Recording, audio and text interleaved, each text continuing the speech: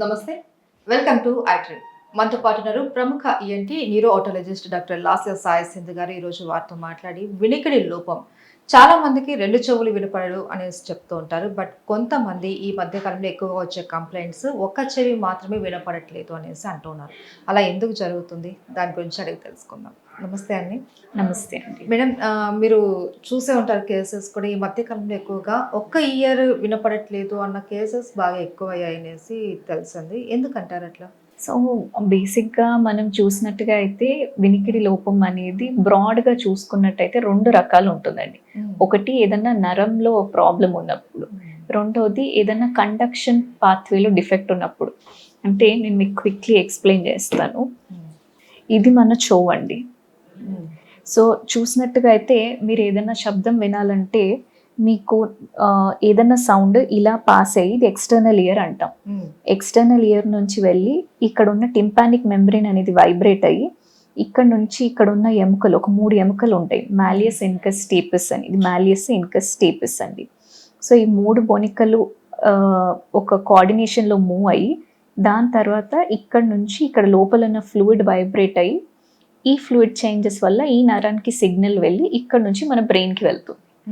So conductive అంటే ఈ పాత్వేలో, అంటే ఒకవేళ ఇక్కడ ఏదైనా వ్యాక్స్ లేదా ఫారెన్ బాడీ ఉన్నా, ఈ మెంబ్రెయిన్లో ఏదైనా డిఫెక్ట్ ఉన్నా, ఈ ఎముకల్లో ఏదైనా ప్రాబ్లం ఉన్నా, లేకపోతే దీంట్ లోపల అంటే ఇన్నర్ ఇయర్ లోపల ఏదైనా ప్రెషర్ చేంజెస్ ఉన్నా, ఈ పాత్వేలో ఏ ప్రాబ్లం ఉన్నా మీకు వినికిడిలో లోపం ఉంటుంది. అండ్ మోస్ట్ కామన్ ఏంటంటే మిడిల్ ఇయర్ ఇన్ఫెక్షన్స్ అండి. అంటే తరచుగా జలుబు చేసే వాళ్ళకి చెవులోంచి నీళ్ళు రావడం ఇదంతా చాలా మంది వినే ఉంటారు. సో అది ఎందుకు అంటే మన ముక్కుకి చెవుకి కనెక్షన్ ఉంటుందండి. సో ఫ్రీక్వెంట్గా ఎవరికైతే జలుబు ముక్కు ప్రాబ్లమ్స్ ఉంటాయో వాళ్ళకి ఇన్ఫెక్షన్ అనేది ఇక్కడ అక్యూములేట్ అయ్యి అండ్ ఇక్కడ హోల్ ఫామ్ అయిపోయి ఫ్లూయిడ్ ఇలా బయటికి డ్రైన్ అవుతుంది. దీన్ని మనము సిఎస్ఓఎం అంటాం, chronic separative otitis media. So ఇది చిన్నపిల్లల్లో చాలా కామన్ అండి. అండ్ కొంతమందికి పెద్దగా అవుతున్న కొద్ది కూడా ఈ హోల్ పర్మనెంట్ హోల్ గనక అయిపోయినట్టు అయితే వాళ్ళకి జలుబు చేసినప్పుడల్లా చెవులోంచి నీరు వస్తుంది. సో ఇలాంటి వాళ్ళలో ఇలా ఒక హోల్ ఫామ్ అయినప్పుడు వినికిడి అనేది తక్కువ అవుతుంది. అండ్ యూజువలీ ఇది ఒక చెవులో అవుతుంది. కొంతమందికి అయితే మరీ ఎక్కువ ముక్కులో బ్లాక్ ఉన్నప్పుడు 2 సైడ్స్ కూడా అయ్యే ఛాన్సెస్ ఉంటుంది. సో ఇది కాక ఈ బోన్స్లో కొన్ని ఏజ్ రిలేటెడ్ చేంజెస్ వల్ల డిఫెక్టివ్ ఫార్మేషన్ ఉంటుంది. అంటే స్టేపిస్ అనేది ఫుట్ ప్లేట్ అనేది ఆ ఫార్మేషనే పెద్దగా అవుతున్న కొద్దీ ఒకలాంటి డిఫార్మిటీ స్పాంజ్ షేప్లో అయిపోతుంది. అంటే గట్టిగా ఉండాల్సిన ఎముక సాఫ్ట్గా మెత్తగా దూదిలాగా అయిపోతుంది. దాన్ని ఆటోస్క్లెరోసిస్ అని అంటామండి. సో అలాంటి కండిషన్స్లో ఏంటంటే చిన్న స్టార్టింగ్ స్టేజ్లో మీరు గుర్తుపట్టినట్టుగా అయితే జస్ట్ ఒక చిన్న దాంట్లో హోల్ చేసి ఒక ప్రాస్థెటిక్ పెడితే సరిపోతుంది. లేదు అది కాంప్లికేటెడ్ అయిపోయిందంటే కింద ప్లేట్ మొత్తం రిప్లేస్ చేయాల్సి వస్తుంది. సో స్టెపిడోటమీ ఆర్ స్టెపిడెక్టమీ సర్జరీ కావాల్సి ఉంటుంది. సో ఇది కాక జస్ట్ కొన్నిసార్లు దీంట్లో హోల్ ఒక్కటే ప్రాబ్లం ఉంటుంది, ఫ్రీక్వెంట్ కోల్డ్ అవ్వడం వల్ల.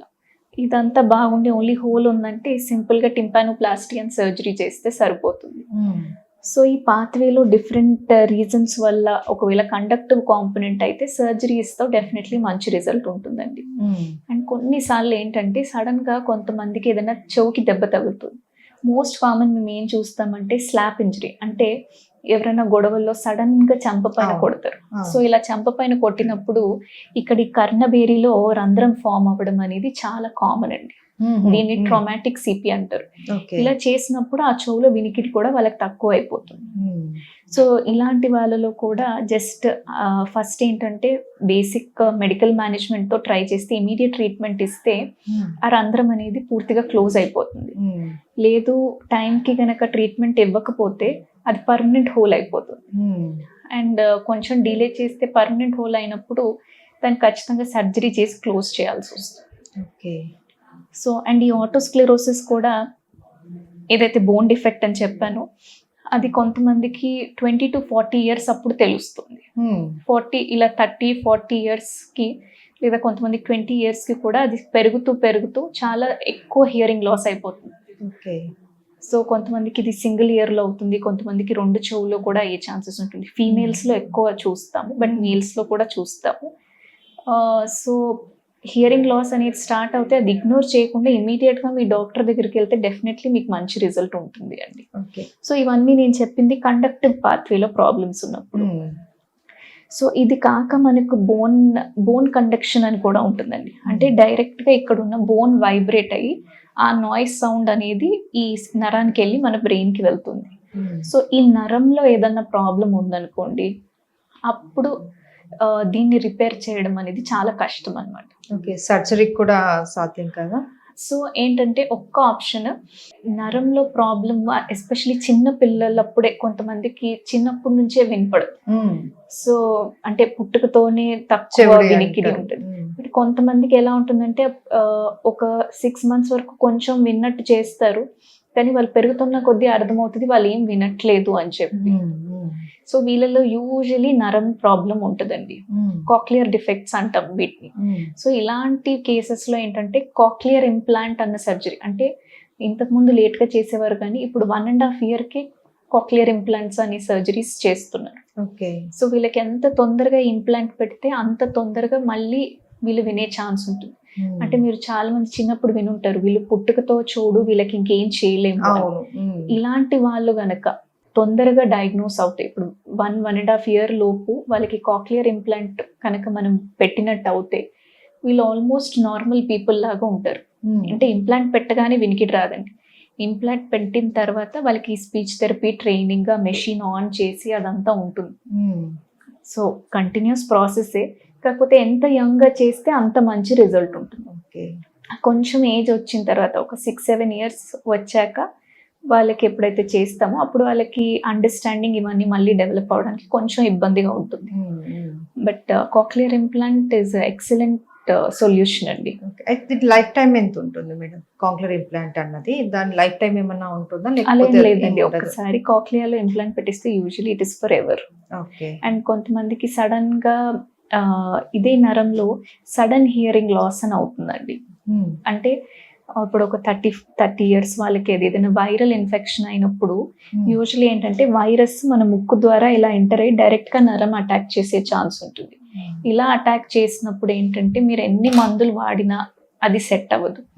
ప్లస్ ఏంటంటే ఒక విండో పీరియడ్ అని ఉంటుందండి, అంటే ఈ వైరస్ అటాక్ అయిన ఒక 1 week లోపు 3 days to 30 days లోపు కనుక మీరు కరెక్ట్ ట్రీట్మెంట్ తీసుకుంటే డెఫినెట్లీ మీ వినికిడి మళ్ళీ వచ్చే ఛాన్స్ ఉంటుంది. సో ఇప్పుడు లేటెస్ట్ గా ఇంట్రాటింపానిక్ ఇంజెక్షన్స్, అంటే డైరెక్ట్ షోలో కూడా కొన్ని ఇంజెక్షన్స్ ఇచ్చే పద్ధతి ఉందన్నమాట. కంప్లీట్ రికవరీ అయ్యే ఛాన్స్ కూడా ఉంది.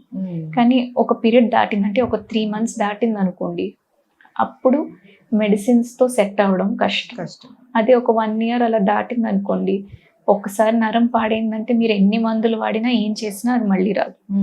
యూజువలీ హియరింగ్ ఎయిడ్ ఒకటే దారి, లేదు అది మరీ కాంప్లికేటెడ్ గా ఉంది అంటే కాక్లియర్ ఇంప్లాంట్ కి వెళ్తారు. బట్ అది చాలా కాస్ట్లీ సర్జరీ కాబట్టి చాలా మంది చేసుకోరు, ఎస్పెషల్లీ సడన్ హియరింగ్ లాస్ ఉన్న కేసెస్ లో. సో ఇలా సడన్ గా వచ్చేవేంటి, చిన్నప్పటి నుంచి వచ్చేవేంటి, అసలు బోన్ లో ప్రాబ్లమ్, కండక్షన్ పాత్వేలో ప్రాబ్లమా లేకపోతే నర్వ్లో ప్రాబ్లమా, వీటిని బట్టి హియరింగ్ లాస్ అనేవి డిఫరెంట్ కేటగిరీస్ లో ఉంటాయి. సో కొంతమంది నాకు హియరింగ్ లాస్ అవుతుంది అన్నది కూడా కొంతమంది గుర్తించలేకపోతారు. కరెక్ట్. అంటే ఏమవుతుందంటే ఒక్క ఇయర్ కొంచెం పని చేయకపోయినా వేరే ఇయర్ పని చేసినప్పుడు వీళ్ళకి పెద్దగా అర్థం కాదు. కాకపోతే ఈ మధ్య హెడ్ ఫోన్స్, బ్లూటూత్ ఇవన్నీ పెట్టుకోవడం వల్ల అవేర్నెస్ ఎక్కువ అయ్యి వాళ్ళకి అర్థమవుతుంది, కొంచెం డిఫరెన్స్ ఉన్నా తెలిసిపోతుంది. అండ్ ఎంతైనా ఒక సైడ్ వినిపించినప్పుడు ఇటు సైడ్, సపోజ్ రైట్ సైడ్ లో ఏదైనా డిఫెక్ట్ ఉందనుకోండి, రైట్ సైడ్ వచ్చి ఎవరన్నా మాట్లాడుతున్నప్పుడు అప్పుడు తక్కువ వినిపిస్తుంది, అది లెఫ్ట్ సైడ్ లో మాట్లాడితే వాళ్ళ క్లారిటీ ఉంటుంది. సో ఇలా కూడా చాలా మందికి ఏదో ప్రాబ్లం ఉందని వస్తారు.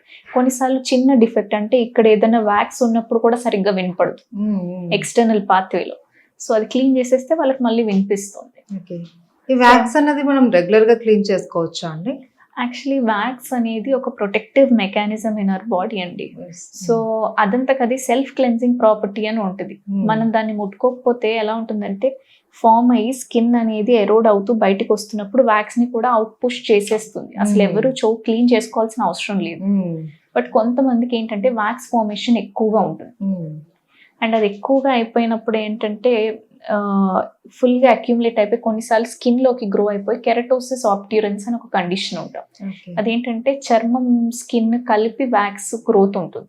It's a very painful condition. అంటే దీంట్లో విపరీతమైన చెవు నొప్పి. ఎంత అంటే నార్మల్ మెథడ్స్ ఏవి ట్రై చేసినా తీయలేము. సో వీళ్ళకి మత్తిచ్చి మళ్ళీ లోపల క్లీన్ చేయాల్సిన సిచ్యువేషన్స్ ఉంటాయి. సో అది కొంచెం డేంజరస్ సిచ్యువేషన్ లాగే అవుతుంది. సో ఇలా వేరియస్ కండిషన్స్ ఉంటాయి. ఇయర్ బడ్స్ అయితే డెఫినెట్లీ వాడకూడదండి. మనం ఇయర్ బడ్స్ తో ఇలా పుష్ చేసినప్పుడు ఆ వ్యాక్స్ ఇంకా లోపలికి వెళ్ళిపోతుంది. దానివల్ల డాక్టర్ కూడా తీయడం చాలా ఇబ్బంది అవుతుంది. కానీ అట్లీస్ట్ ఇయర్లీ వన్స్ అయితే మనం ఈఎన్టీ డాక్టర్ని కన్సల్ట్ అయ్యి మన రెగ్యులర్ చెకప్ అన్నది చేసుకుంటే మనకి ఏమైనా ప్రాబ్లం ఉన్నా మనకు తెలుసు. చెకప్ చేసుకుంటే డెఫినెట్లీ తెలుస్తుంది. Nothing wrong. Thank you so much madam. Thank you.